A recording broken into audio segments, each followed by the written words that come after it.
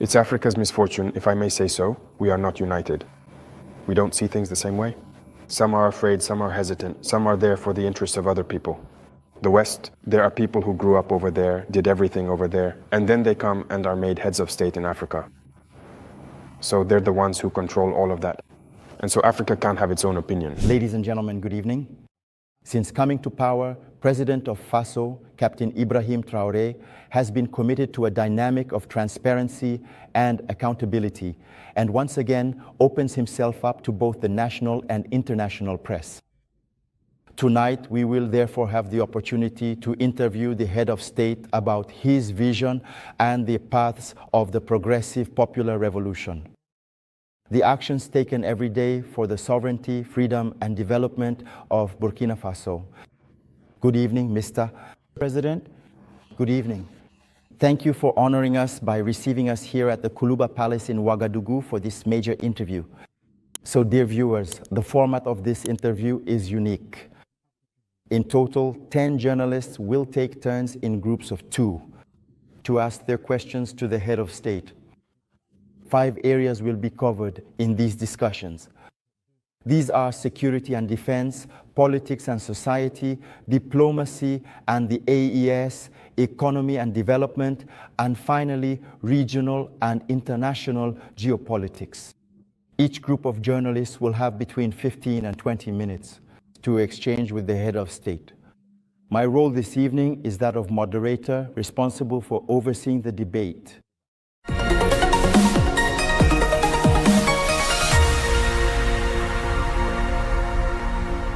Mr. President, with your permission, we will now welcome the first group of journalists. They are Hervé Dapa from BF1 Television and Asmao Dao from C360 Television. Good evening, dear colleague. You have precisely 20 full minutes to speak directly with the esteemed head of state on crucial matters pertaining to national defense and overall security. Good evening, Excellencies. Good evening. Some of your critics regularly bring up a statement you made, and this statement dates back to the very beginning of your time in power, when you said that if everything was done, 3 months would be enough to move towards the end of the war. And these critics now say that 3 years later, the war is still not completely over. Mr. President, this evening, how do you respond to them? All right, thank you very much. And thank you all for coming to this interview. It's true, that's what we would have wished for, but things did not turn out as we thought. And I say, everything is being done. So there are several approaches that need to be implemented in order to achieve this goal within that time frame. But not everything was implemented as we had hoped. First, adversity. So as soon as we came to power, we had hoped that we would be allowed to work quickly and make progress. Unfortunately, some people approached us and wanted us to go along with them because their goal was not for the war to end anytime soon. I'm talking about certain foreign forces that were present on our soil. We had heated debates with diplomats from elsewhere on the matter, but no one wanted us to move toward ending this war. We understood this through the messages. If people actually came to us and told us that we had to accept them supporting the terrorists while also supporting us, it means exactly what it sounds like. It's a war being deliberately maintained. So we quickly understood and we got rid of all the forces that were present here, whether French or American forces, and we realized that the real struggle would come afterward. The second thing was also we believed that we still had at least a minimum stock of weapons and ammunition. Today, I can tell you what I found, for example, in stock. There was just one supply line for all of Burkina Faso with less than 100,000 Kalashnikov rounds. And as for weapons, we barely had 100 of them. Simple ones. It was necessary to re-equip to strengthen the army in terms of personnel, weaponry, and everything else. So, if these prerequisites were met, the 3-month objective was indeed possible. But there was nothing. We were not prepared for war, neither in terms of equipment nor in terms of manpower. Precisely, Mr. President, as you just said, when you took power, to put it bluntly, there were more men than ammunition in the Burkinabe army. And today, where do we stand with the armament program for that army? And then, what are the signs that it is gradually gaining strength? Very well. As I said, I can't describe the whole situation as it was. It was catastrophic. And as I said, you can investigate. There may even be soldiers in this room who were on the front lines without weapons that existed in our army. So these were situations where we thought it was just, I wouldn't say bad faith, but an incomprehensible situation. For us, the weapons were there, and yet they refused to equip them. But when we were confronted with reality very quickly, we resolved first to try to arm the personnel who were present. And that's when all hell broke loose, because many powerful countries refused to sell us weapons. So we turned to those who were willing to sell us weapons. Very quickly we equipped ourselves, we recruited the VDP, and we were able to pay for everything we needed. We developed an equipment plan for a build-up in strength. And as you can see, for the past 2 years now, the equipment has started to arrive, it's still not finished, and more keeps coming in. Maybe in a few days you'll see even more new equipment being presented, which is mainly support equipment, because first, the infantry. We had to equip them so that every man could have a weapon issued to him. That was a big challenge. We've achieved it. We keep recruiting, as you can see. Every year, we recruit between 10,000 and 15,000 men. That's a considerable effort, because when we say adversity is present, the number of terrorists increases. Because the imperialists are recruiting a lot of mercenaries who come to Burkina Faso to fight. So we have to adapt to the situation. And now we have our third phase, which is no longer about buying, but about manufacturing ourselves. And we're also working on that. So that's what building up our strength means. We need to be well equipped, but also to create a defense industry. That's very important. In a few months or a few years, we'll have our soldiers here using weapons made in Burkina. Of course. We have the intellectual capacity, there are resources. All it took was to look for them, and there you go. We're working on it. You'll be surprised, for sure. Mr. President, I must ask, can we truly win this ongoing war? Are we, in fact, going to ultimately win it? We can only win it. What else would we do? Rest assured, we're not going anywhere, and we will win this war. I told you that the threat is constantly evolving, but we are adapting. And the strength of the Burkinabe army is that it is one of the most resilient armies in the world. The pressure that Burkina Faso is under, I don't think there is any other country on earth right now facing this kind of pressure. But we are holding on, we will fight, and we are constantly adapting to the threat. And we understand where the threat comes from, how it manifests itself. That's the most important thing. And right now, I can assure you that soon we will be talking about a black albino who will appear. And you'll see. Don't ask me what that means. I think you'll understand later. The war will end, and very soon. Precisely, to win this war, as you just said, we need weapons and we also need men, especially determined men. Determination, as you know, is the major game changer. That's what makes the difference in any war. Right now, as we speak, what exactly is the morale of our troops on the ground? You've really gotten to the heart of the problem. Human resources, determined men. It's not just about supplying equipment. We need determined men. And if you notice, we are in the process of building a quality army. And it's not uncommon that when it's judged that a unit leader or an element has failed in their mission, they are dismissed and prosecuted. This has happened several times, and it will continue this way. If you sign up to be a soldier, you must accomplish the mission because the mission is sacred to us. And another thing is that despite the pressure, despite the challenges, the men keep fighting and are very resilient. If today you catch a Burkinabe soldier and ask him, do you want other people to come fight in your place or come help you? They will never tell you that. They would rather die. That's where you can judge their morale. They are ready, always ready, despite the situation, no matter what battle we might lose. We will always hold the ground. That's what's very important for the soldier's mindset. So morale is at its highest. People never expected to have this level of equipment, but now they do. So they're giving it their all, and I can only congratulate and thank everyone who is fighting. It's very important. So, Mr. President, in your speech, you talk about a war that takes different forms, that evolves. We keep asking ourselves this question. We wonder afterwards who is attacking. Burkina Faso. It's not just terrorism. It's a war to seize our resources and prevent us from developing. I once explained this in a speech, I believe. I was saying that if we manage to properly exploit our subsoil resources to process what we are extracting here, what we are producing, there will be unemployment over there on their side. It's a battle. They plunder our resources in order to survive. So it's a war for independence. We must wage this war to be fully independent, to decide our own development, our own path. So that's what it's about right now. Mr. President, as you just said, we're talking about the security and defense of Burkina Faso. Let's talk about your personal security. You just mentioned it a moment ago. The pressure is enormous. It's huge. The danger comes from everywhere. Mr. President, just in 2025, there have been several coup attempts that were foiled. Mr. President, do you ever feel afraid? Thank you. I think that's the only strength I have. I'm not afraid. Because I trust all of you, that's the first thing.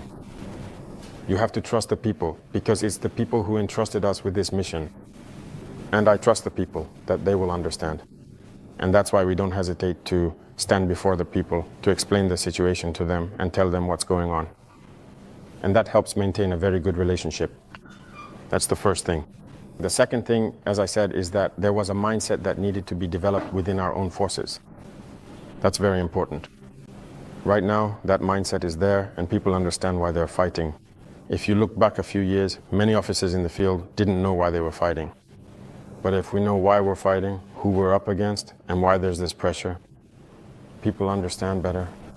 And that's why we immediately created the Institute, the higher military school, so that we could train our own soldiers and instill in them what we want. Remember one thing, if you let your forces be trained by other powers, they put into their heads whatever they want. They indoctrinate them as they please, and it's easier to manipulate them. Here in Burkina, right now, that's actually what bothers many imperialist powers. They can't manage to infiltrate our army. All these units that have been created, all these men who are here, no one came from elsewhere to train them. We are built on our field experience, and we trained them ourselves. I personally took part in training some of these forces at the very beginning. So that's already a second strength. And the other strength is that if you have a mission, a goal for your country, you must not be afraid. If you are afraid, you hesitate. If you hesitate, you compromise. And once compromise sets in, you're done for. Earlier, you listed a number of factors that make you feel reassured. I insist because history matters too. It's history that guides us. These imperialist forces, they are real. In 1961, they took out Patrice Lumumba in the DRC. In 1972, they took out Kwame Nkrumah in a different way. And then in 1987, they got rid of Thomas Sankara, always with internal enemies and sometimes with the complicity of certain neighbors. You know what they say, Mr. President?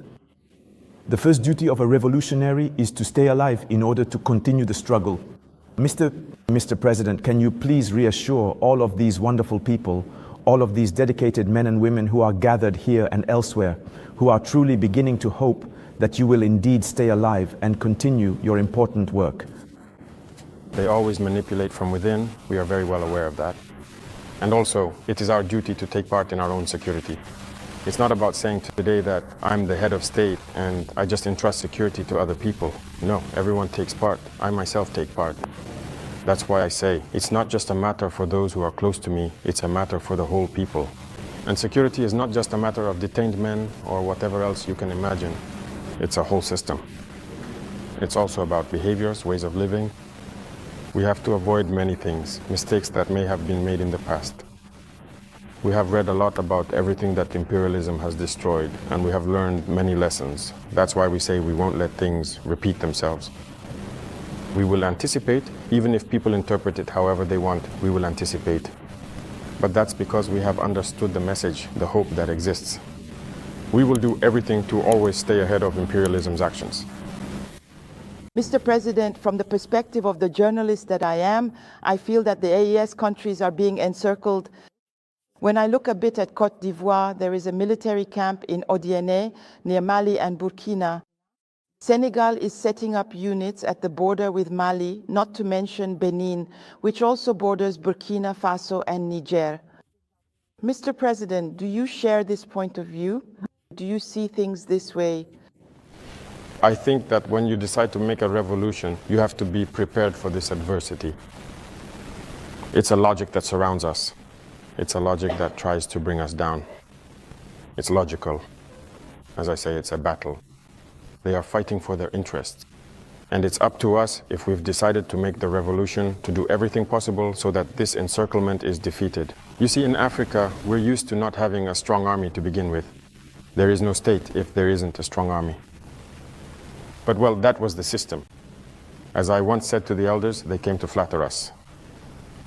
No, you shouldn't arm yourselves. Even recently, I think there was an interview where an American general said it again, that our countries don't need to be militarized. That's their view. We're like children. They're the ones who have to come, sit down, and provide security for us. And many countries are in this situation. They don't build an army. And when the situation arises, it's chaos. We, on the other hand, are building a strong army. That's why I said we fight in Burkina Faso and we train in Burkina Faso. That's very important. What was it like before? Every time, foreign forces, everyone would come to train your soldiers. They treated you as less than nothing.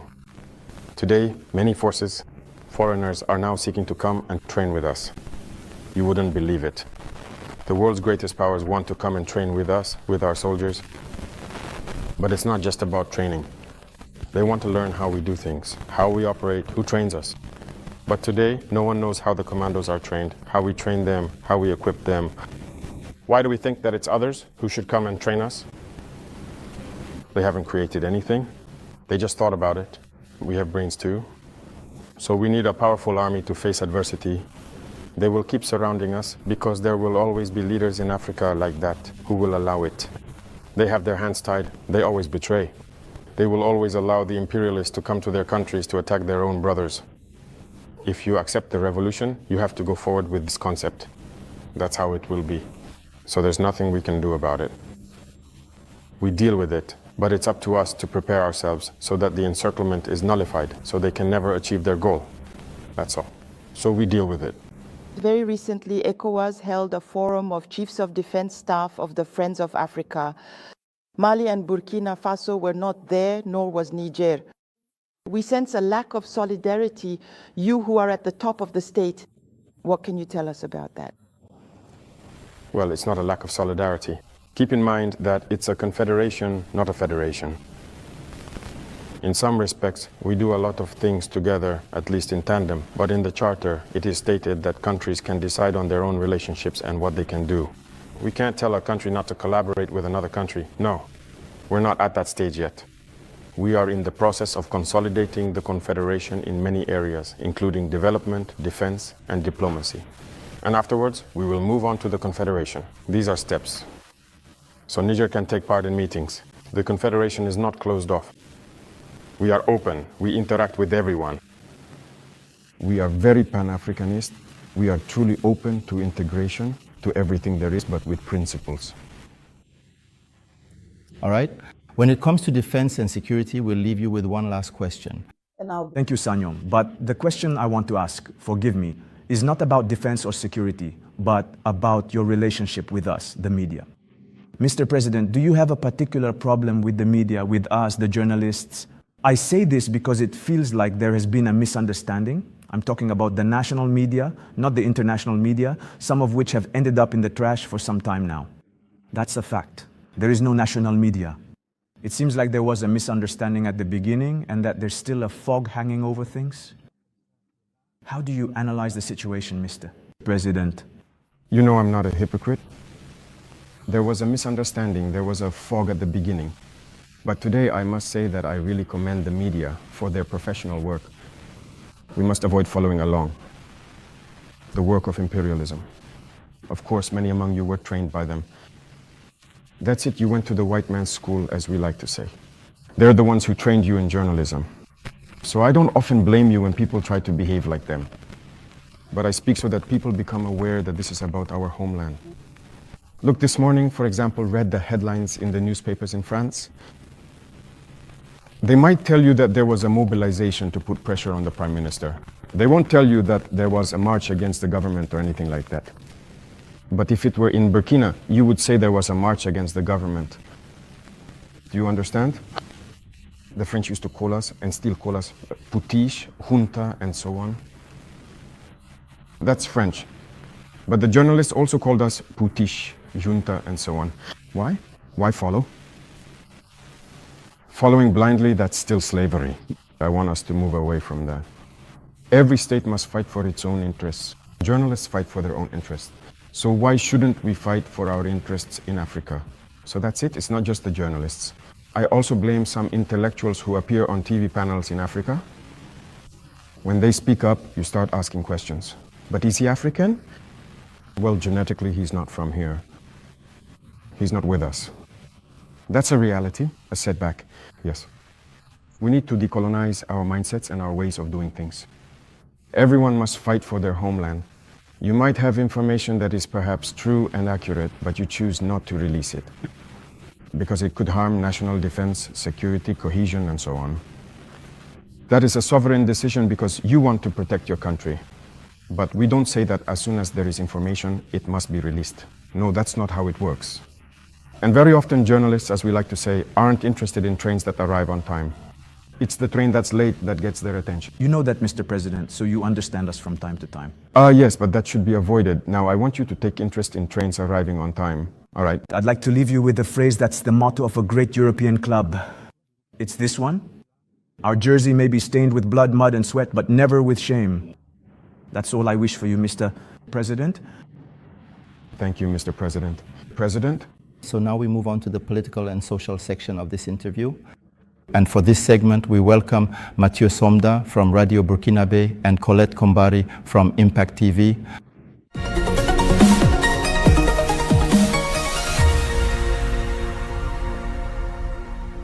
Good evening, dear colleagues. You also have a full 20 minutes to thoroughly discuss important political and significant social issues with the esteemed head of state, Monsieur PD. Your Excellency, Mr. President, September 30th, 2022 to September 30th, 2025. Soon it will be 3 years of managing state power. What is your interim assessment in terms of implementing your vision and direction? Politically, through the progressive and popular revolution. It must be said that we took over the country with a certain situation on the security front, but also with a different situation on the economic and political fronts. There were a lot of reforms to be made, so many in fact, that we couldn't list them all at once. So we had an ideology. We began to implement the revolution up until last April, when we officially proclaimed it. And when we talk about a revolution, it means revolutionizing every aspect of our lives. Because we can't keep doing the same things as before and expect different results. If we were just going to continue as before, I think it would have been better to let the politicians carry on with their own ways. But we wanted to break away. And breaking away requires a lot of commitment. Thank God the people understood. Everyone realized that a break was necessary. Whether it's in terms of behavior, practices, governance, the economy, trade, and everything that goes along with it. And every day, I can tell you, we keep discovering new things. Because the system that was in place, I like to use a metaphor and say it was like a big knot that we found. You untie one and another appears. When you untie one, another one shows up.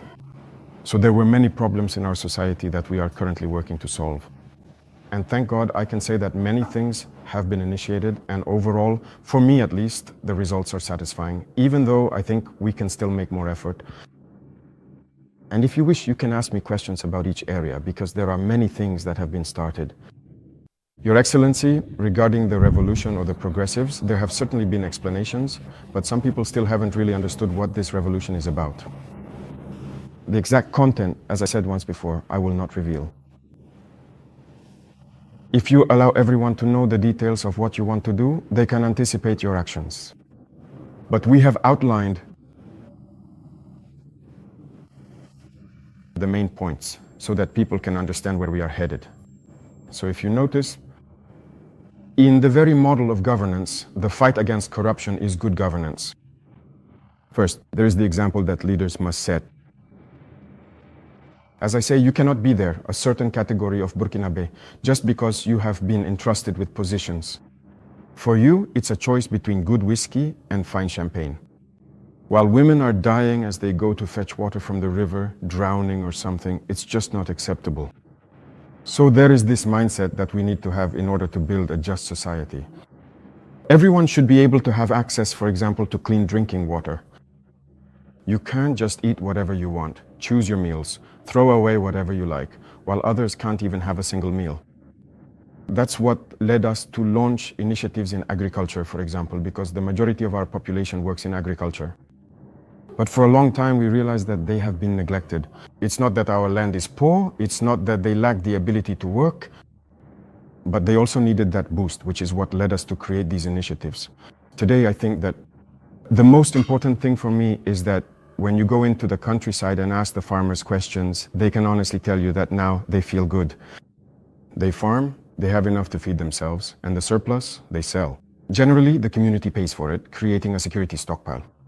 And when in certain areas or at certain times there are problems, they take it out and sell it at a well-subsidized price, accessible to everyone. So that's very important. The ideology of revolutionizing many sectors, when you look at the field of public finance itself, we're in the process of digitizing many aspects with a lot of difficulty because people don't like it. Soon, for example, we're going to launch electronic invoicing. Already, when we introduced the idea, many major operators were opposed to it. Why don't they want transparency? Because people have gotten used to cheating, to stealing. It's like a norm. That's what's been established, so all of that needs to change. When it comes to infrastructure, there are a lot of things. The area of public procurement and everything related to it was actually the most corrupt sector. So you're an entrepreneur, you come to see us, we give you the contract, you overcharge, and then we split something under the table. That's the golden rule. And so when someone even comes with a different idea, you're automatically excluded. You're not allowed in if we let this continue. In that case, I don't think we can get out of it. We wouldn't be able to pay for weapons because, as I said, if you don't achieve economies of scale, you can't equip yourself. You won't find a single bank in the world where you can get a loan to buy weapons. That doesn't exist. It's with your own funds that you can equip yourself. In any case, we never had that opportunity. And if anyone knows of one, maybe we'd be interested. And everything we're currently acquiring, I told you once about the amount. It's in the billions of dollars. Excellencies, as you have said several times, order and discipline are necessary for the development of FASO. The retraining of young people has already begun. How can we involve other segments of society? There you go, very good. This program is a vast one, which we did not want to go into detail about. But I mentioned once during one of my interviews that there is a large program underway. We have to start. Actually, young people are good, but they're not even our main focus. Our target is the little ones. The little ones, they're our target. After Sankara's death, as you know, all the daycare workers were sought out. Some of them even passed away, unfortunately. But the daycares were closed. Maybe it was the private sector that managed to get by, opening a few preschools and such. And well, school became something else entirely. You know, if you want a society that will be combative and competitive tomorrow, you have to invest in children. Today, I separated the two ministries so that the Ministry of Basic Education could take this aspect into account. You see, we launched a lot of recruitment through the normal competition for early childhood supervision. But we have just exceptionally launched another round for those who have already been trained, whom we want to recruit, so that this year we can start a certain program. They are the target group. And we will get there. We have a program so that we can start a certain patriotic and civic education at the level of the youngest children. And once that's instilled there, we will have good citizens tomorrow. We're also doing this with the youth. We had the high school graduates go through immersion. They were afraid at first, but I think they've learned a lot. They need to be more supportive, humble, and they need to understand Burkina, because someone who was born, here in Ouagadougou, who is well, he sleeps in whatever bed he wants. He even complains that the mattress isn't good enough. In the morning, he gets to choose whatever he wants for breakfast. During immersion, he sleeps on the floor on a mat. He'll understand that there are other Burkinabe who sleep on the floor. During immersion, he doesn't get to choose his breakfast. If there is any, there is. If there isn't any, he eats what everyone else eats. Already, in his mind, he understands that there are two sides to Burkina Faso. And I'm talking about the immersion of the private school student. There are days when they'll have 2 meals, days with 1 meal, and days with no meals at all. I hope they've done it. It's so that they understand life. We're young, but if we've reached this age and still haven't understood that there are different kinds of Burkinabe, that's dangerous. Young people need to understand that there are some who can't even afford a meal. And when he goes to bed hungry after a whole day without eating, do you really think that if he's given a responsibility tomorrow, he'll always have his head on straight? If I have, who squander money and have nothing to eat, it's their conscience that will make them grow. So these are the trials we make them go through. I had planned for 45 days, but because of the registrations, I said to do 30 days. But for the next sessions, I hope we'll go for 45 days. So future high school graduates and gold medal certificate holders should get ready to face this. And the program will continue to grow. This was the first experience. But we hope to be able to change even the mentality of the youth. Your Excellencies, in the Council of Ministers, the decision to reform the agrarian and land law, as well as the status of customary and traditional chiefs, was adopted. What are the motivations? The agrarian reform was necessary. You know how many conflicts have arisen over this issue of land? There are villages that have fought with machetes, families that have been divided because of the land issue. The state must take responsibility. But if you hesitate because you're afraid to declare it, fearing that some people might feel frustrated or not, that's why the revolution is welcome. At some point, a decision must be made to put an end to all this. How many real estate developers were there in Burkina in 2010? I don't think there were even 20. Suddenly, in 2015, there were more than 200. They bought up land everywhere. They're dividing it up. They sell, they resell, they've plundered the land, and it's dangerous. Currently, we have a CCAD application that we've just launched, and we're in the process of re-registering. But what's happening is terrible.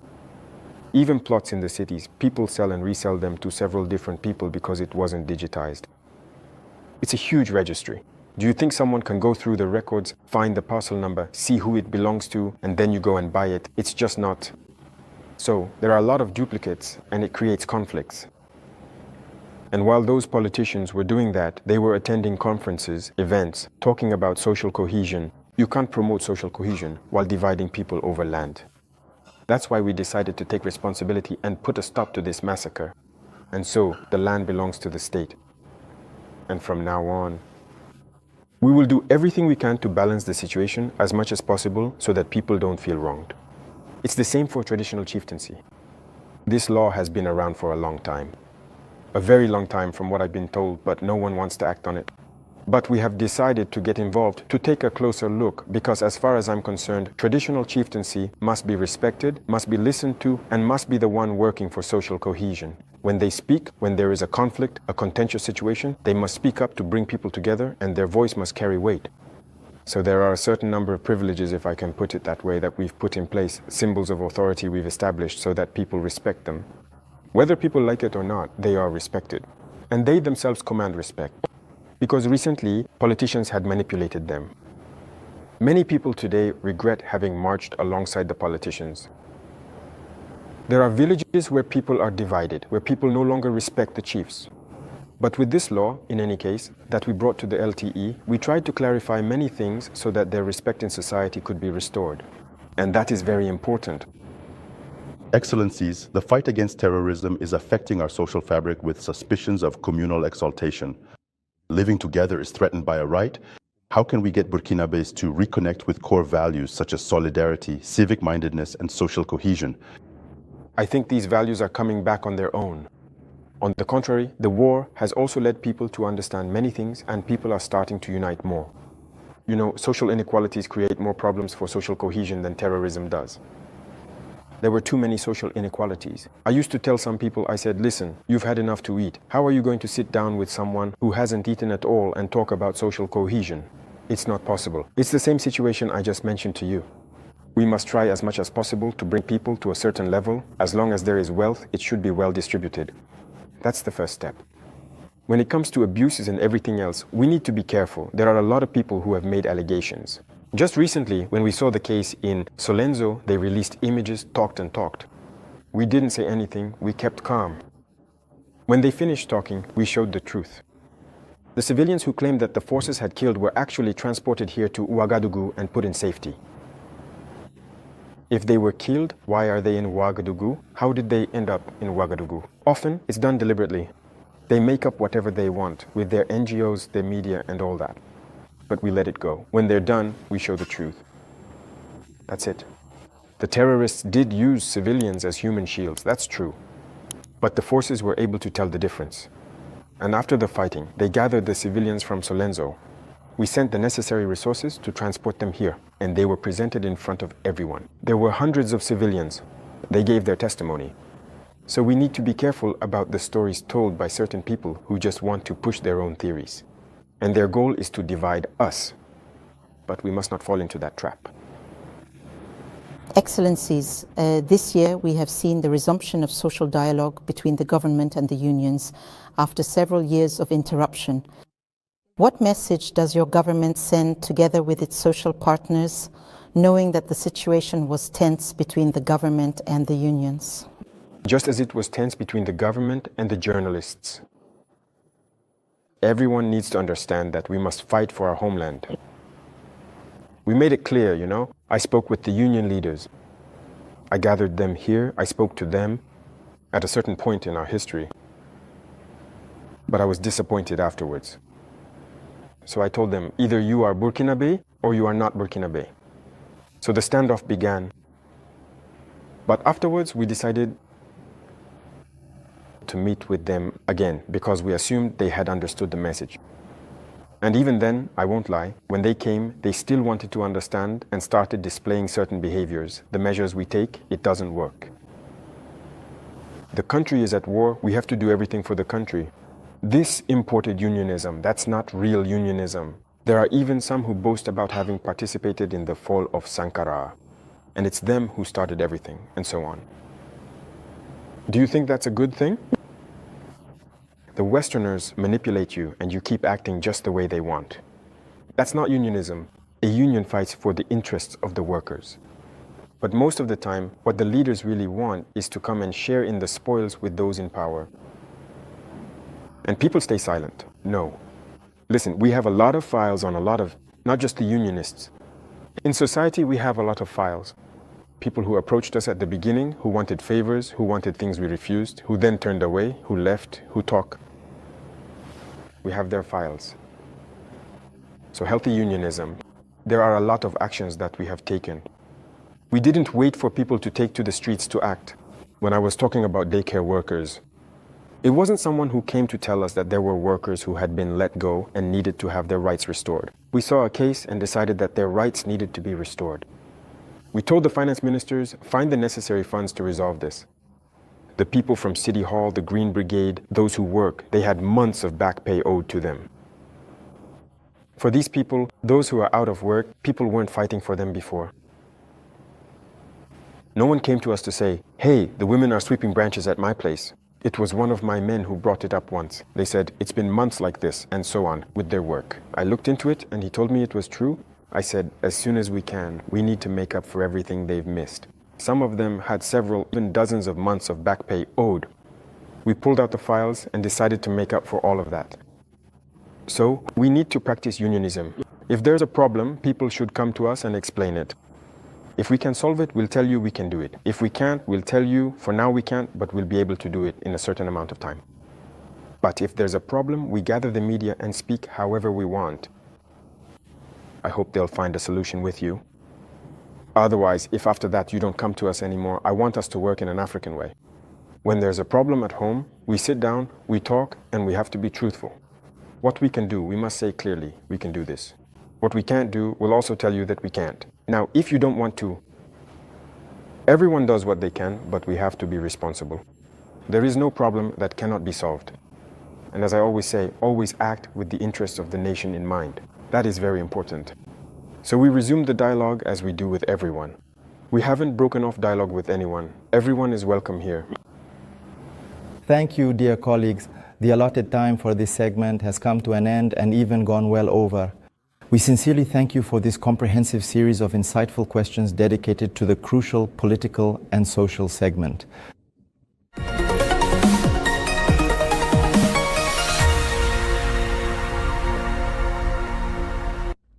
Mr. President, the concerns related to the economy and development will be addressed by Soumaila Rabo from Savan Media and Jean-Marie Tawe from Sidwaya Publishing. Good evening, dear colleagues. You also have 20 minutes to address the head of state. Good evening, Mr. Sayon, Mr. Mr. President, despite the security crisis and the international situation, the Burkinabe economy is doing well with a 1.5% increase in economic growth rate in 2024. We know that the improvement in the security situation has played a major role, but so have agriculture and the services sector. What is the government doing right now to allow the national economy to keep up this momentum? All right, thank you. We can see that these are macroeconomic figures.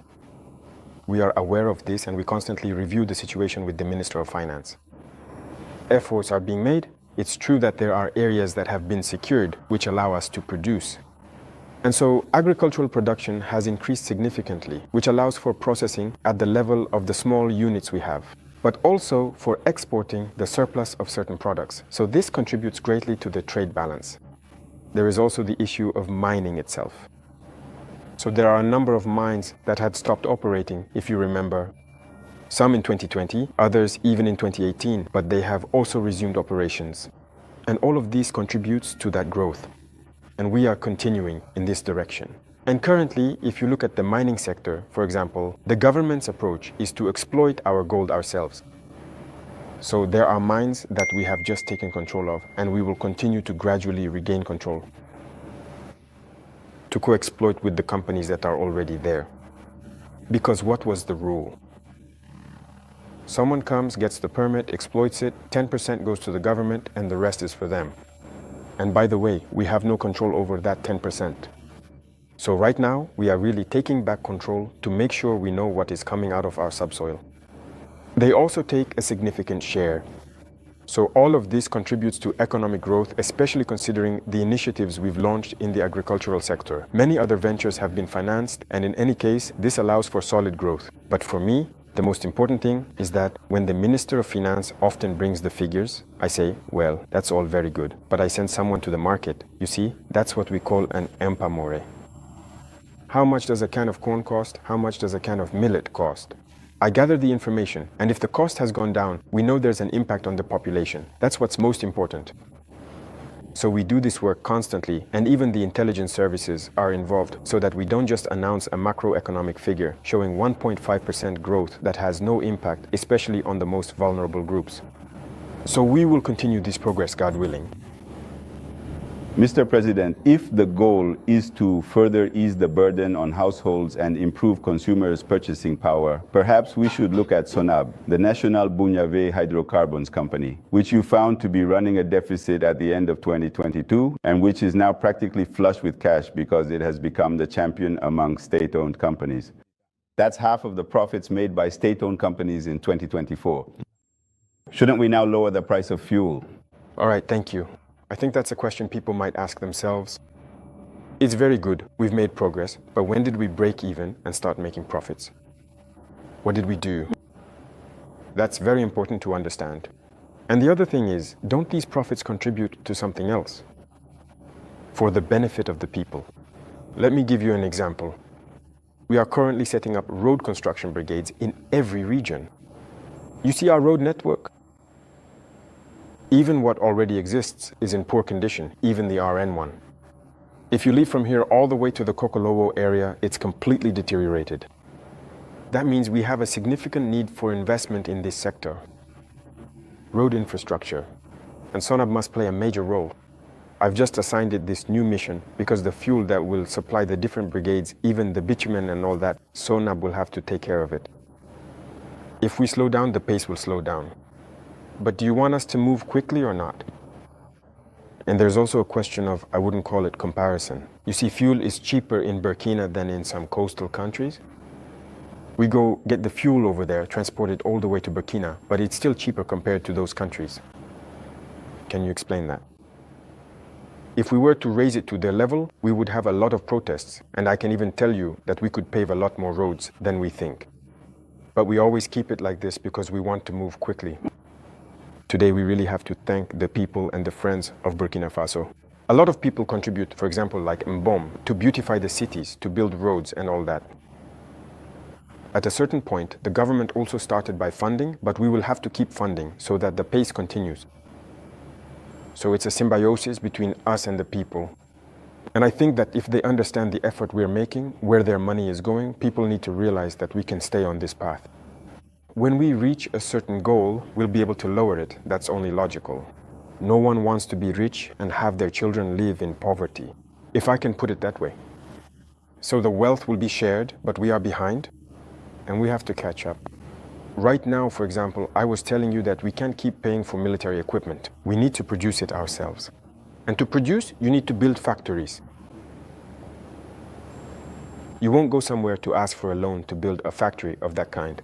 No, no one will give you that. Even the equipment that makes up the factories themselves, no one will sell it to you. So that's something that has to be done internally. There are many things we do, and you won't be given a loan for that. And look at all this equipment. Just think about how many billions it costs. It's not someone's loan, it's taxpayers' money.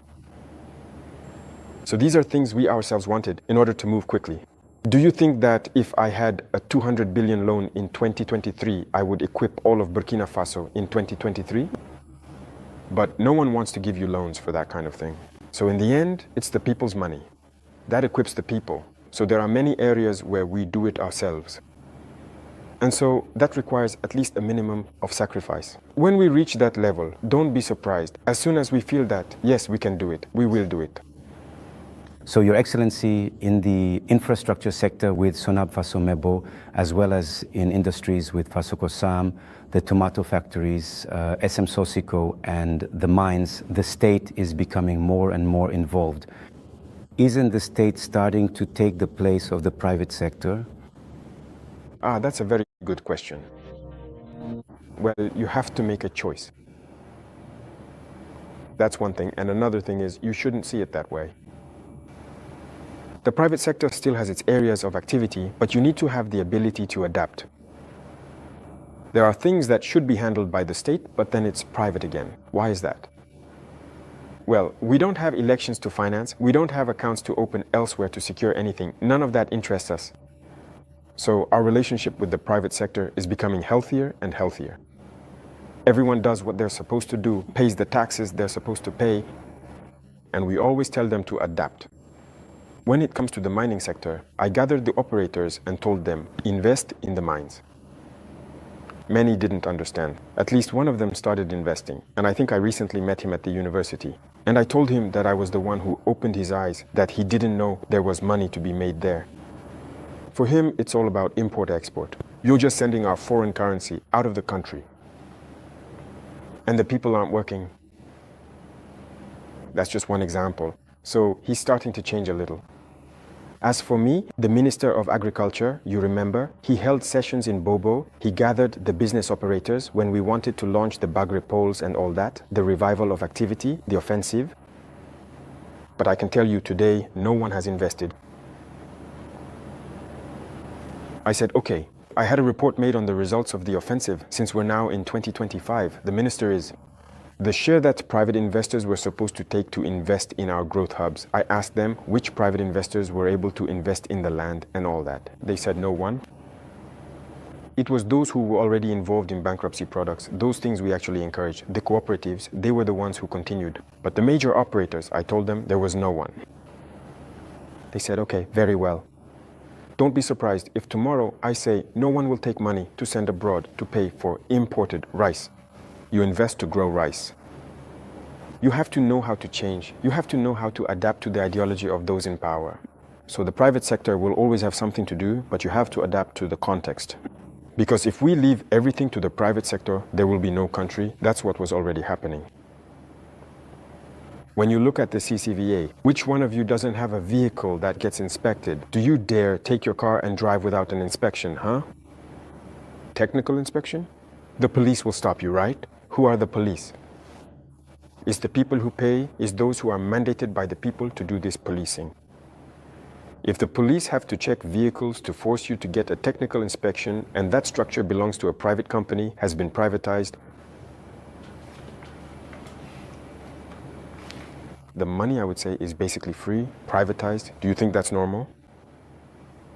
Sociokos was privatized. Many companies have been privatized. But this could bring in money for the state, and the state is supposed to work for everyone. If you privatize everything, then what do? Where does the state get its money from? Don't we want to build our country? Do we just want to stay like this in the situation we're in now? No, we want to build. We want to produce. We want everyone to live well and in peace. We want to see our children in different kinds of schools. We want our country to develop. And for that, the state must be responsible and take charge in certain areas. Even the mining sector, we are in the process of buying it back. The first two mines that we decided to buy back, it's not that we took them away, we bought them back. And as you saw, it's nearly 100 billion. But it was the state that paid to buy back these mines. And now it's us, we are the ones operating them. And that's how we'll keep doing it. Even the shares I said we would take, we are going to buy back those shares. The state needs to be strong. If the state isn't strong, you don't have a country. You shouldn't fool yourself about that. Capitalism can only be ruthless. If you let capitalism develop to a certain level, in the end, you'll lose yourself. If you set up an industry right away to manufacture, I don't know what, your goal is to make a profit. At first, you might set up a factory that employs maybe 500 people. And gradually, you automate. In the end, your factory only has 10 people left. There's a computer doing the work. The other 490 are unemployed. We are against that system. We regulate as well. Of course, things are digitalized, but we're against a certain level of robotization. So we have an ideology that we will implement gradually, but people need to adapt to this ideology. It's for everyone's well-being. Otherwise, we'll end up in very uncomfortable situations. Mr. President, does that mean you're attacking the market economy, which is currently taught in economics and with which systems and young economists are growing up? Because today, the state is selling yogurt through Faso COSAB. You've announced the Faso yards, and people are wondering when you will open the first shops. With all this, you're gradually taking the place of the private sector, and we don't know when it will stop. First, I told the Minister of Higher Launching to change me. First, the university map has changed, but the curriculum has changed everything. Why do we absolutely have to learn their way of doing economics? Aren't we capable of creating? Is it God who came down again, as I like to say? To create, to bring people together, to create schools? These are people who created concepts and who created schools. It was human beings who created schools. So they were the ones who set up the programs and so on. The curriculum in the United States is different from the one in France, different from the one in England, and so on. Each country has its own way of teaching its people to reach the level they want. So we too are going to create our own model. In fact, that's what puts us behind. Unfortunately, our school model isn't good. We took it from others, we adapt it, and in the end, what are we actually producing? Okay, we train a lot of economists with this approach. But does it work? Does it really work? All right, we're in the process of changing the system. Are we making any progress or not? That's the question. That's the whole question.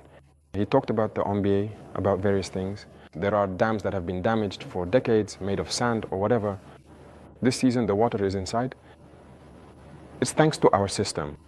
When we manage to restore these dams, people can produce during the rainy season. They can produce all year round, and they're very happy. They also have drinking water through the Onya, thanks to these dams, for drinking.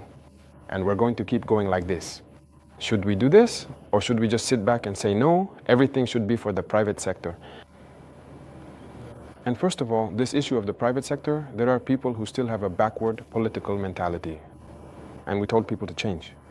You followed the statements of some ministers closely.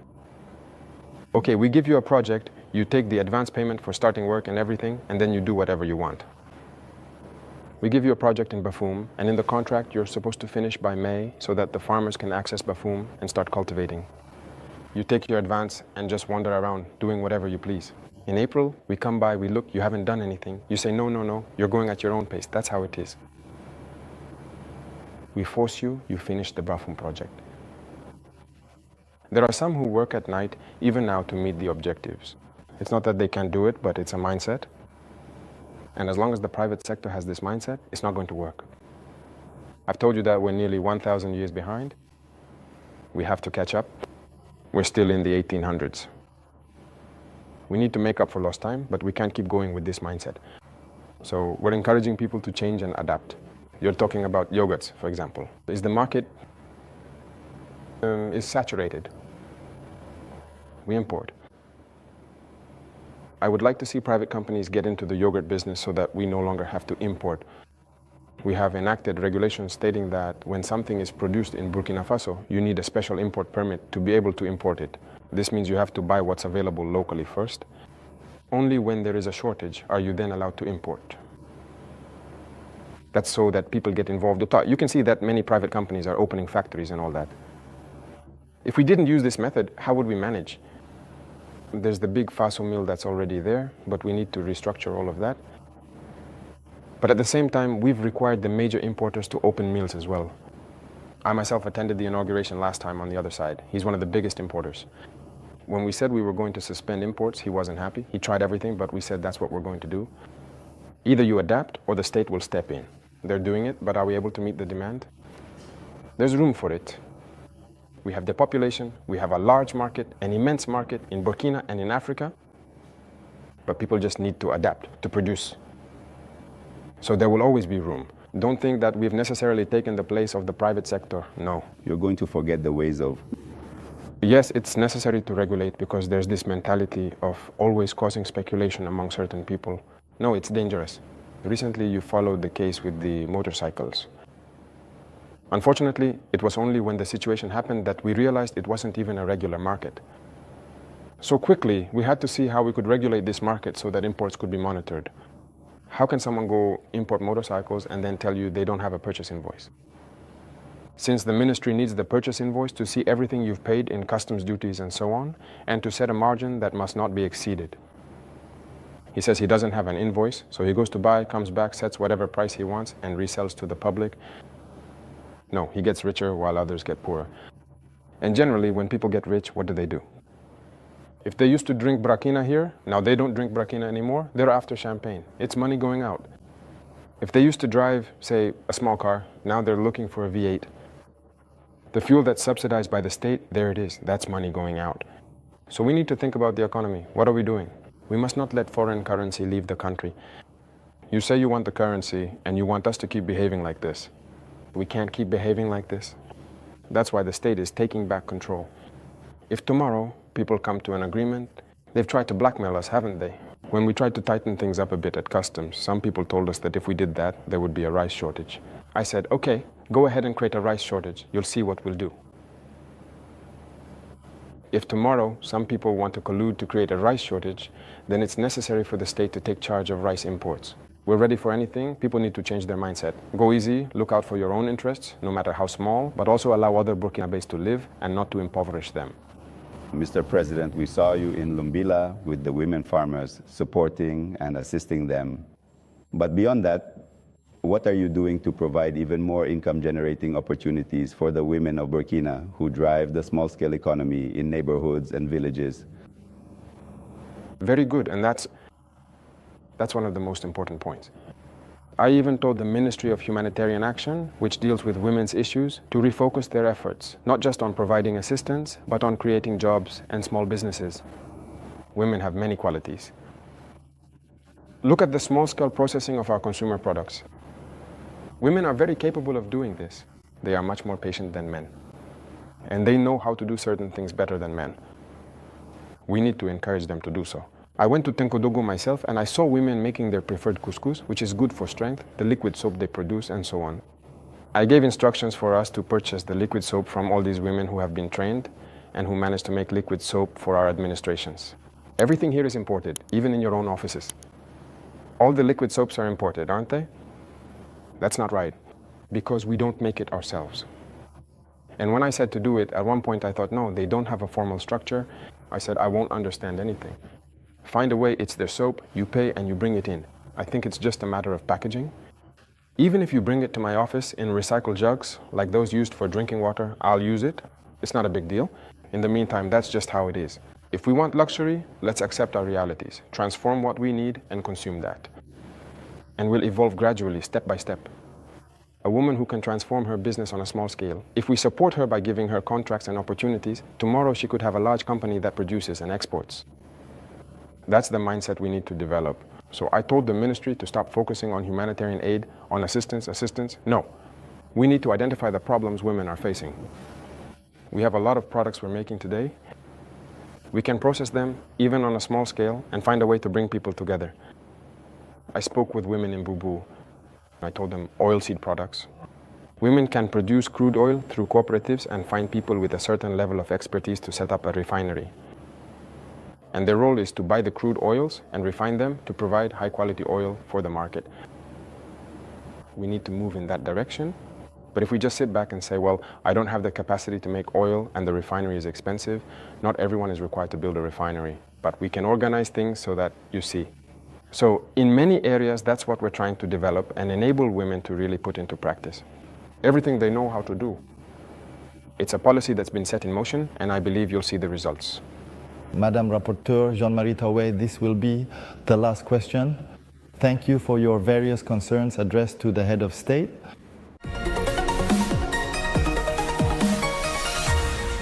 We now welcome Sekour Tangara from African Television and Abdul Zure from Faso 7.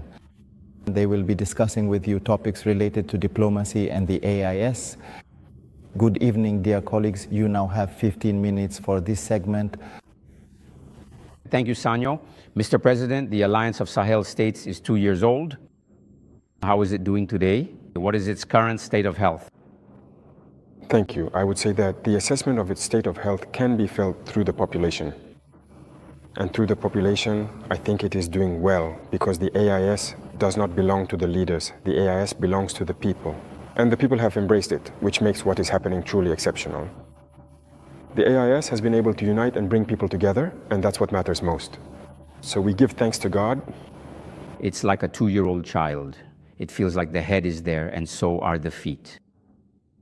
Mr. President, it seems like the arms are not there yet. We're talking about implementing agencies, about project owners.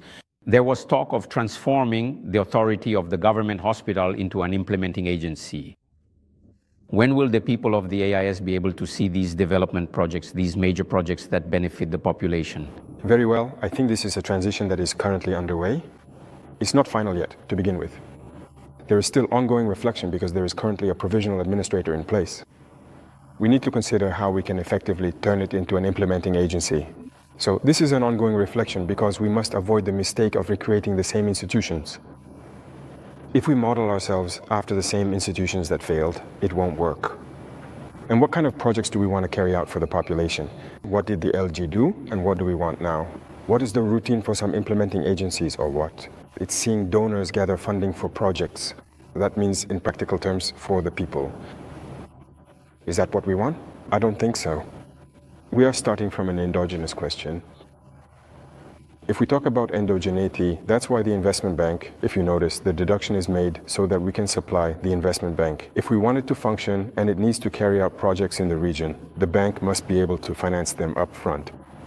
But if it's just to set up an agency and then go back to the same imperialists to borrow money for certain projects for which they might not even share our vision, then it's not so clear-cut. So the discussion is still ongoing. Nothing is final yet. Mr. President, the IUS is also about the fight against terrorism. Today, where do we stand with the joint force? And what are the key actions that have been taken on the ground? So, regarding the joint force, we have established the structure, as you have seen. The command post is set up in Niamey. Currently, it's about equipping the first units. For example, in Burkina Faso, the 1st battalion is ready. The equipment for these battalions is also there.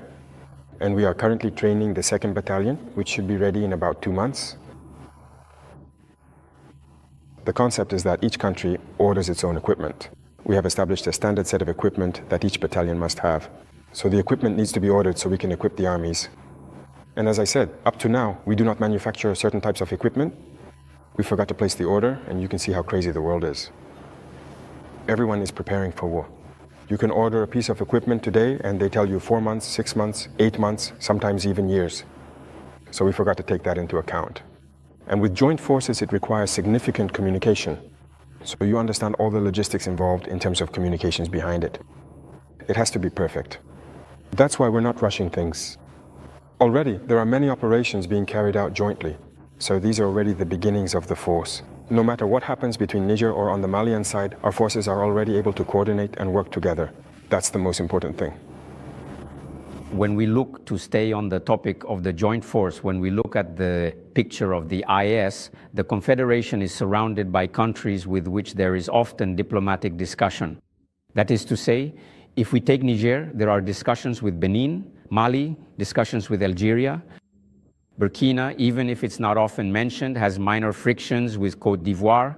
How can we turn these diplomatic frictions into operational opportunities to fight terrorism, Mr. President? That's exactly what I'm saying. You see, it's all around the IS. If we are aware of the threat surrounding us, the only opportunity, the only real opportunity, is to build very strong armies and to try to develop ourselves. That's the only opportunity. Otherwise, adversity will always be there. It's not like what you mentioned. It's real. It's real. But what can we really do? The problem in Africa, very often, is the leaders. These diplomatic frictions. Personally, I don't even like to say frictions between states.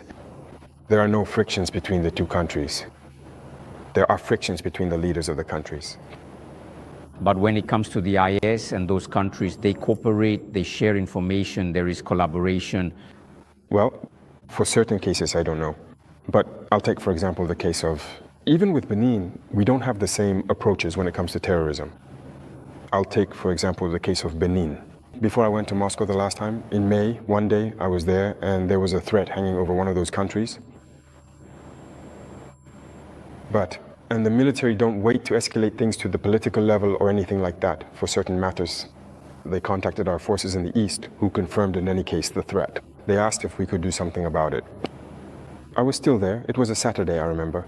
I ordered our aircraft to go check things out and see what was happening because they had intercepted the communication from the group.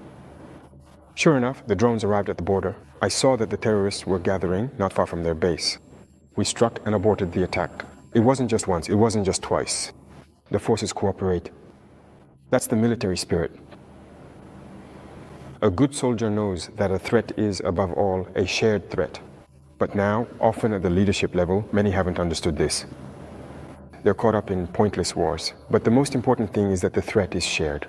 If anyone thinks they can escape the threat, they're mistaken. So we cooperate. The military cooperates, as you must have seen. For example, between us and the leaders, let's be honest, things aren't going well. But you must have seen our soldiers very often even meeting, sitting together at the border, talking. That's just how it is. It's part of it. This is an opportunity to talk about 6 elements of the DARA. Where do we stand? We heard the authorities during a press conference. They talked about it, about whether or not they would do it. How is it going? What did they say? They crossed the border, they were apprehended. Are they here? All right. Every time someone crosses the border, they come in, they take action. If they're civilians, usually citizens, who ask questions, who conduct investigations, that's actually espionage. It makes sense to arrest them and question them. It's like before, there were gendarmes who crossed the border armed. It happened twice, there were 6, and then 2 more in the meantime. We arrested them, we brought them all the way to Ouagadougou.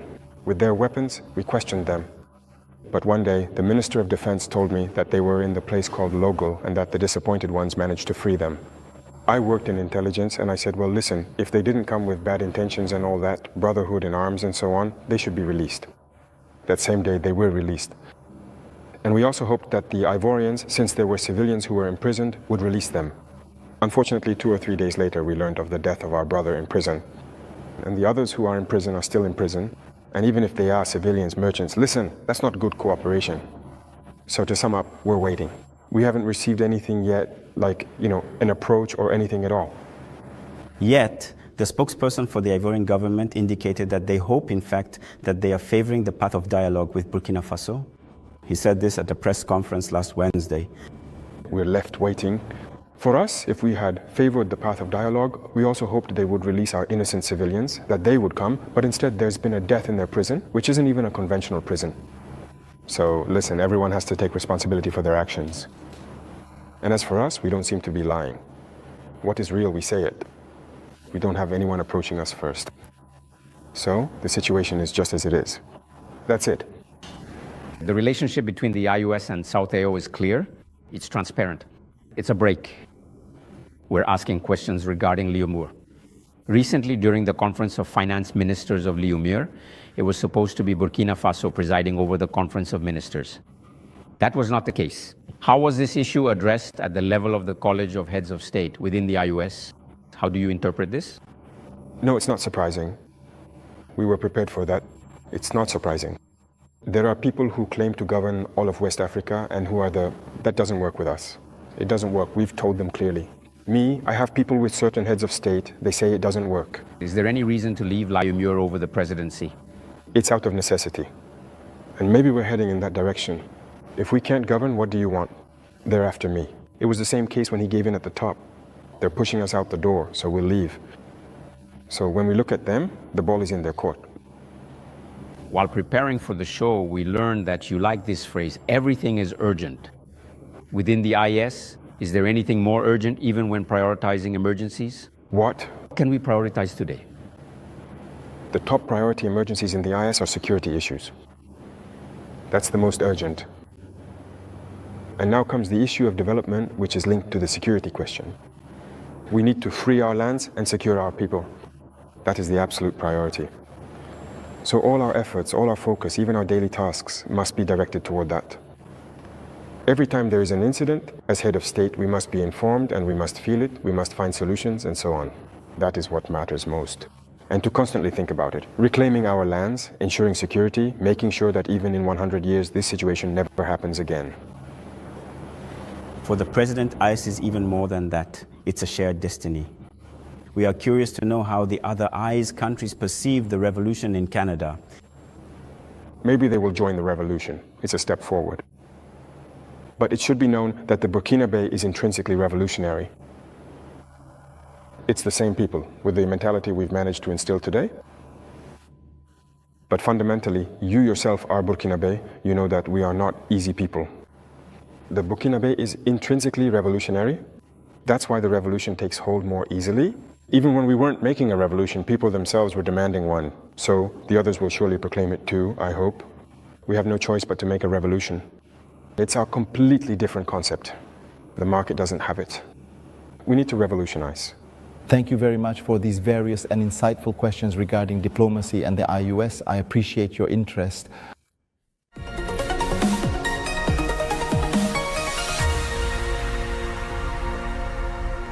Mr. President, we are approaching the end of this interview.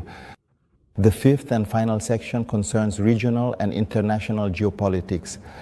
The related questions are presented by Dieudonné Ungrana from Aujourd'hui au Faso and Jules Domcé from Vox Africa. You also have 15 minutes for this section. All right, excellent.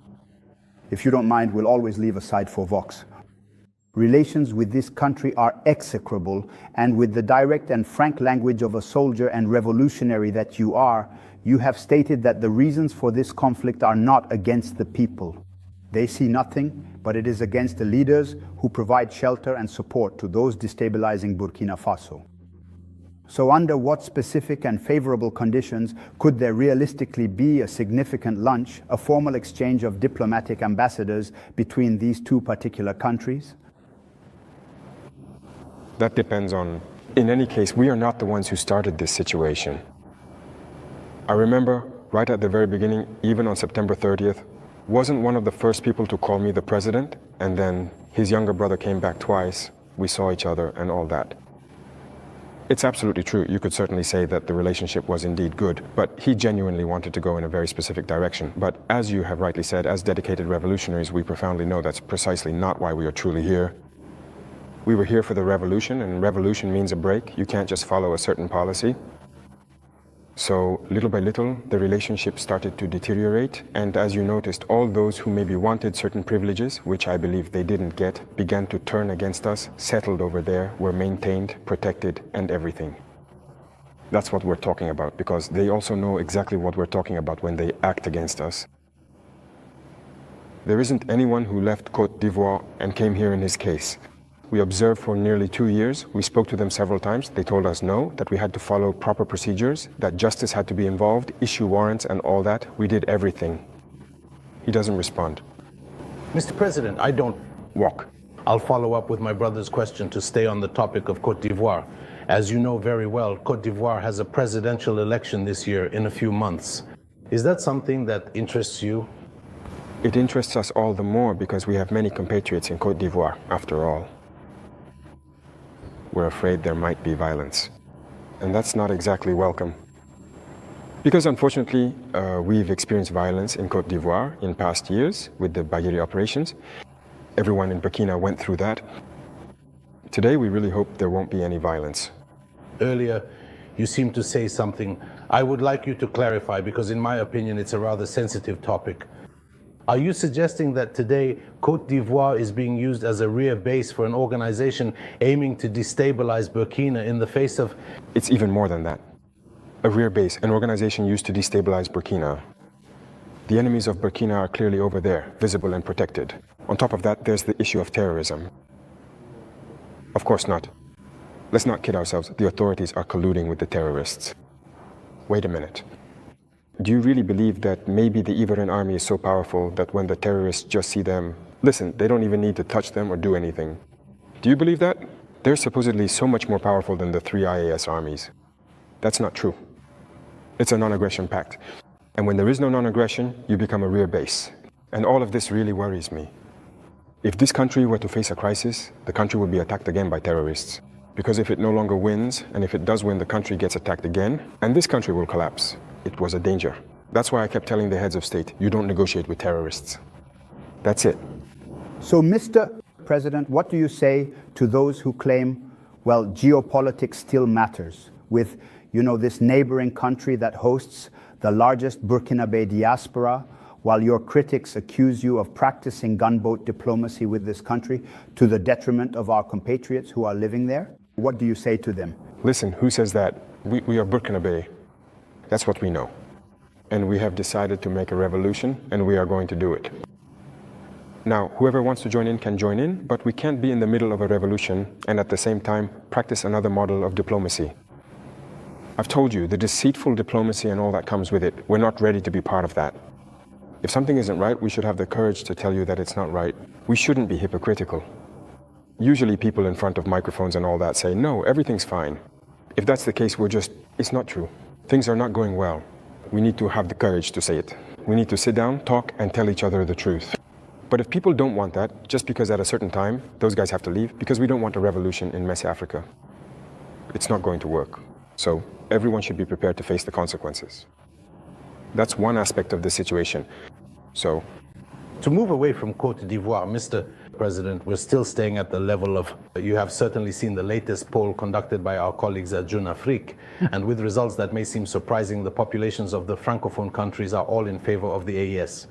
I would even say that Côte d'Ivoire itself had 66% to specify what is being done at the AES level. So how do you receive this message? Oh really? I didn't even see that, because I no longer follow that media outlet. Well, the contrasts are from the age groups they surveyed. Maybe they weren't expecting this result, but that's how it turned out. They went to Cameroon, they went to Senegal, they went to Benin, they went to Côte d'Ivoire. And over there, the people are all in favor of the AES, and for the most part appreciate what is being done at the AES level. It's logical, I would say. West African populations are, most of the time, connected. It's the same family. It was the colonizer who divided us. And when people see that we're trying to unite, it only inspires, it can only bring joy. So it doesn't surprise me that these people appreciate it. And what surprises me is the fact that they published it. Why did they publish it? That makes you think, when you order a survey, it's well known. Afterwards, you're obliged to publish the results. Maybe that's it. But you have to be careful with these people because... I totally agree with you. Otherwise, I agree. It's normal, it's logical. With your permission, may I ask you a question regarding your relationship with another organization? What are you still doing in the African Union? Good question. Well, I would say that our situation in the African Union is so passive that we don't even know if we're in the Union or not. We've been suspended since then. No one talks to us. It's really complete radio silence. So honestly, I don't know if I'm in the Union or not. But shouldn't we also make a statement by taking a historic step, as was done with ECOWAS, by slamming the door on an institution that clearly doesn't serve much purpose? I had a discussion with the diplomat from that organization. And then we experienced his name as mediator, the president of Burundi, who was even supposed to come here last week, I think. But then there was a scheduling issue with us. and we're waiting for him. We want to hear from him because we ourselves want to know why they're behaving this way. Because we don't want to make a decision without knowing their motivation. Why did they decide to exclude us? Why are they behaving like this towards us? If we know their motivation, then if we leave, we could explain to our people, this is what they said, these are the reasons. And so we decide to leave. It's the same thing as with ECOWAS. We left, but if we're asked why we left, we can explain it to you. But today, if we leave the union and we're asked, we ourselves don't even know why they suspended us. Why are they behaving like this? Sure, they said we're somewhat aware. But as of today, I thought you can also leave because you feel that it's an organization working against Africa's interests. I don't think the African Union is taking a revolutionary stance like the one you're leading. No. Out of respect for certain people, that's why, as long as the mediator who was appointed, who has already sent his envoy to make contact with us, we are waiting for him. It's truly out of respect for this president. We are waiting for him. Let him come and address the dispute. Let him tell us what is going on. And we will share with him the conclusions of our discussion. Mr. President, let's move on to the Black Sea in Russia. So, the science and art of these instruments. You have a scientific background. So, on that day in Moscow, you asked the Kremlin leader to teach us how to fish instead of just giving us fish, meaning technology transfer. I think today it's true. Everyone agrees that this kind of external spoon feeding can't go on any longer. So where do we stand today regarding this technology transfer? Because you mentioned right away to our colleagues that one day we will even manufacture our own weapons. So where are we currently with this technology transfer? I think they clearly got the message. I stated it in 2023 during the St. Petersburg summit. We were given wheat. We shouldn't have to go and ask for wheat again. We need to become self-sufficient. If we are given fish, we must learn how to fish ourselves. And I think that with the initiatives we are currently developing, we have requested during the visit that a certain number of scholarships be offered to students so they can go and learn science. They agreed. So there are already people who have gone to specialize in certain advanced fields. If you look at the creation of the Atomic Agency, we already have students whom we sent last year who are receiving training in the atomic field, which is an advanced technology. We will continue to send more every year. So with the initiatives we're developing, we've asked the UCI to offer a number of scholarships to students so they can go and learn science. They agreed. So there are already people who have gone into certain specialized fields. If you look at the creation of the Atomic Agency, we've already sent students since last year who are being trained in the atomic field, which is an advanced technology. We will continue to send more every year. So there are several other fields where we have requested training. It's not just Russia. We've also requested special training from China and sent students there. We're going there as well. Basically, we're tapping into every possible technology we can develop to send students for training. So, geopolitically, well, the Captain President, he's going to betray me today. He put the Burkina into orbit like back in the days of 154. How does that make you feel today? A country like Burkina, a little captain. What does it open up for you politically today to be at the pinnacle? Do you think still keep your head on your shoulders? On the contrary, keeping your head on your shoulders is a burden. To see that it's a global mission that has been entrusted to us. Seeing that everyone is interested in Burkina, I wouldn't call it pressure, but it is a burden and a responsibility. And we have to take it on with all the necessary focus. We don't have the right to fail. Whether we like it or not, we are going to follow the will of the people because they are the ones who made this possible. So as we've seen, Burkina is really in orbit, as you say. And we are working to keep Burkina in this position. To be the country of upright people, to be a model nation, to be the country that will move out of this underdeveloped situation. To become, in a few years, a highly developed country, to achieve a miracle, because that's what people are aspiring to. And also to be able to contribute our voice and everything we have for the happiness of the world, if I may say so. Since you became head of state, you have traveled very little. The only country in Africa you have visited is probably Russia, if I'm not mistaken. And we've seen your African counterparts in the United States with a sort of class photo with President Trump. And I'll share a comment from a friend of mine who said to me, Capt.Traoare would never have accepted that. Is that true? Well, listen, I travel very little, as you mentioned. And I went to Russia twice for very specific purposes. And it's rare that I go to other partners and only for very specific objectives. Other than that, I don't plan to travel around the world like others do. Because for me, you have to stay focused and work for your country. President Trump himself said America first. It's America first. He works for the interests of Americans. And so I am working for the interests of the Burkinabe people. If I have no interest there, what would I go there for? Now, one of the major geopolitical issues today is, of course, the Israeli-Palestinian conflict. We see more and more countries taking a stand. We have seen Western European countries, to name them, say that they are going to recognize, and this is a strong signal, the Palestinian state. But as usual, Africa is almost silent. It is in a wait-and-see position. From Burkina, can you give a position that helps us understand a bit what Africa thinks about what we fear is happening today in the Gaza Strip? I can't give you a position that shows what Africa thinks. Some Africans or some African people. Because many African leaders have a different way of seeing things. It's Africa's misfortune, if I may say so. We are not united. We don't see things the same way. Some are afraid, some are hesitant, some are there for the interests of other people. The West, there are people who grew up over there, did everything over there, and then they come and are made heads of state in Africa. So they're the ones who control all of that. And so Africa can't have its own opinion. But I know that deep down, no one would want to see what's happening over there happen in their own country. But unfortunately, if the African continent is facing such a situation, in Congo, what are we even doing for Congo? With Democratic Republic of Congo, how many millions of deaths has it been, and for how many years? We ourselves are at war. Have you seen any African countries even raise their voices for Burkina over the past 10 years? It's rare. It's rare. So Africans have this problem. On the other hand, when someone sees a problem in Europe, everyone is united. People quickly manage to find solutions. The United States is the same. But Africa has this problem. You see, we've been fighting for 10 years. You haven't heard anyone raise the voice of Burkina Faso at international institutions or anything like that, nor Mali, nor Niger. Our people are dying, it's not their problem. Congo is dying, it's not our problem. Last time I tried, in one of my speeches, to speak out about how many millions of deaths there have been. Suddenly, look at how they are tearing each other apart.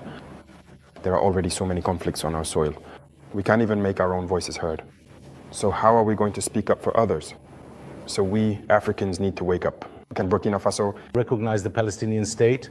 Is Burkina Faso ready to recognize the Palestinian state? Why not? It's a state. It's a state. Why wouldn't we recognize the Palestinian state? What's happening is very serious. I think the Palestinian state exists, it should exist. Otherwise this war will never end. Wherever things are divided, it will never end.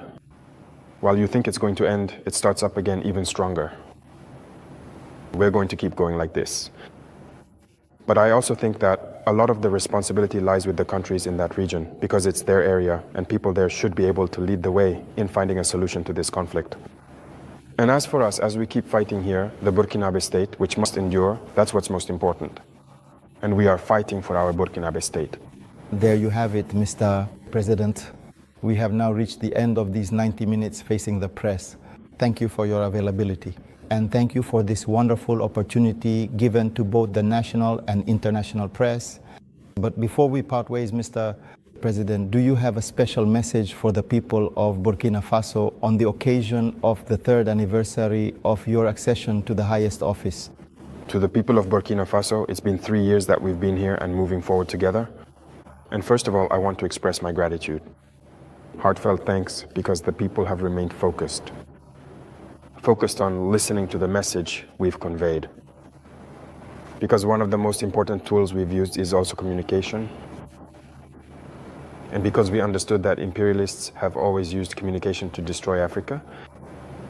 Because everything that happens in terms of conflict is due to manipulation. These are manipulations. Look, let me take the case of Sudan again. Two groups are being manipulated by powerful nations. Shouldn't we just talk to each other, sit down together, and make use of our resources collectively? Are we going to provide for our people, or are we going to keep tearing each other apart? All the political assassinations of leaders in Africa, the wars and everything else, it was all through communication that people were manipulated. And communication is very important. And in this, the Burkinabe people have been focused on understanding the message. And we will continue to communicate to help them understand.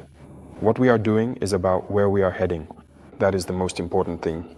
Secondly, I also thank God, who has allowed us, despite the war, to take action and communicate about these actions so that people understand that a better tomorrow is possible. Hope is allowed, And as long as people hold on to that hope, we will reach the point we are aiming for.